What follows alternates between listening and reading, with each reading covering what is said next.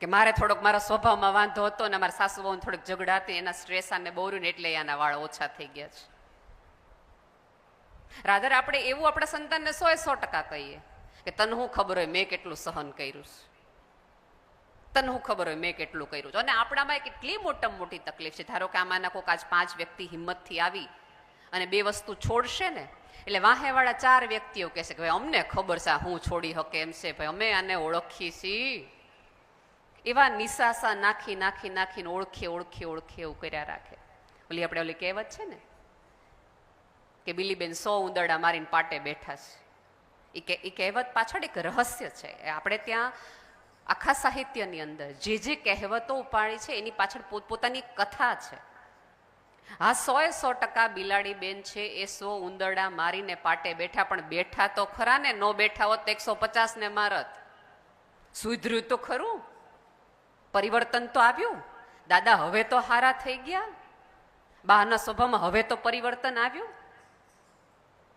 એટલે બિલાડીબેનની કથા એવી છે કે પહેલાના જમાનામાં જ્યારે કોઈ વાસણ નહોતા કોઈ પણ પ્રકારના, ત્યારે દૂધ છે દોણીમાં રખાતું હતું, માટલામાં નખાતું હતું. એટલે બિલાડીબેન છે એ દૂધ પીવા જાય છે, માટલામાં મોઢું જાય છે, દૂધ પીવાઈ જાય છે, પણ માટલું તૂટી જાય છે અને ઓલો કાઠલો ગળે રહી જાય છે અને એ તૂટતો નથી. અને એટલો બોજ લાગે અને ચારે બાજુ આટા ફરે, આમ માથું નાખે ને આમ માથું નાખે ને, પણ એ કાટલો તૂટે નહીં.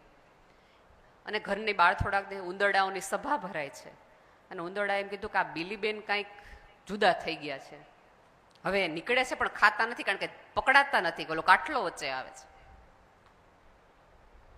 એટલે ઉંદરડાએ હિંમત કરીને બિલીબેનને આગેથી પૂછ્યું કે તમે કાંઈ થયું? લે તમને નથી ખબર, મેં તો હવે ભગવાનના નામની માળા આપી લીધી, હું સાધુ થઈ ગઈ, એટલે બધું મૂકી દીધું, હવે આ કાંઈ કરવાનું થતું જ નથી, હરિભજન જ કરવાના શીખે. એક કામ કરો, તમે મારા ઘરે આવજો, હું તમને ઉપદેશ આપીશ, તમે જો મારા ગળામાં તો હવે માળા છે, બીતા નહીં. એ બિલીબેન ઉંદરડાઓને એમ થયું કે વાહ વાહ બિલીબેન બદલાઈ ગયા, પાટે બેઠા ને હવે વાંધો આવે એમ નથી. બેઠા અને બિલીબેન જેવા ઉંદરડાઓ બિલીબેન ભજન ગાય ને રામધૂન બોલાવે ને આમ કરે, જેવી આંખ બંધ કરે ને પાછળથી તરાપ મારીને ઉંદરડો લઈ લે. એટલે આવા માળાવાળાથી બચવું જે વાહેથી તરાપું લઈ લેતા હોય. આપણી 2 વસ્તુ આમાં આખી વાત કીધી છે. પણ બેઠા તો ખરા, બદલાણા તો ખરા. બની શકે કે અહીંયા બેઠેલા પતિ પત્નીઓના જીવનમાં કીધું ને ગોવિંદ કાકાએ કે પહેલી વખત કદાચ તમે ભેટ્યા હશો, પહેલી વખત આખા નજીક આટલા આવ્યા હશો, કેટલા બધા વૈમનસ્ય હશે, કેટલી બધી ઈર્ષાઓ હશે, કેટલા બધા અણગમાઓ હશે.